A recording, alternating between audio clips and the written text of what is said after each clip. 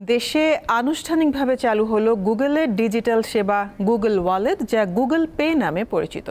আপাতত সিটি ব্যাংকের গ্রাহকরা ডেবিট বা ক্রেডিট কার্ড ছাড়াই শুধু অ্যান্ড্রয়েড ফোনের মাধ্যমে দ্রুত ও নিরাপদে আর্থিক লেনদেন করতে পারবেন।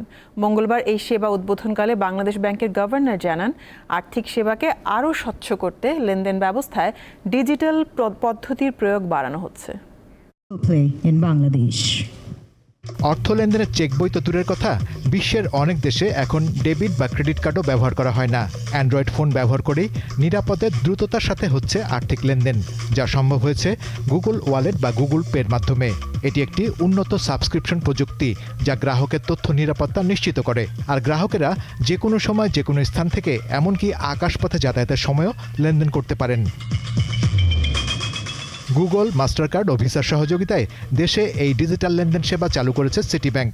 মঙ্গলবার এই সেবা চালু করার সময় জানানো হয়, এখন থেকে সিটি ব্যাংকের গ্রাহকেরা তাদের মাস্টার কার্ড বা ভিসা কার্ড গুগল পের সাথে যুক্ত করে দ্রুত, নিরাপদ এবং স্পর্শবিহীন লেনদেন করতে পারবেন।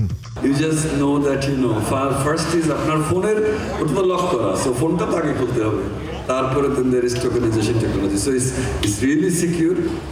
Future possibilities are vast. Bangladesh ব্যাংকের গভর্নর জানান, আর্থিক সেবা আরও ডিজিটাল করতে সহায়তা দেয়া হচ্ছে। কোনোভাবেই এই খাতকে আগের অবস্থায় ফিরতে দেয়া হবে না। গুগল পেকে আমরা ওয়েলকাম করছি বাংলাদেশে। এখানে আমি মনে করি না যে বিদেশি আসলে আমাদের টাকা নিয়ে চলে যাবে, এটা এই ধারণাটা ভুল।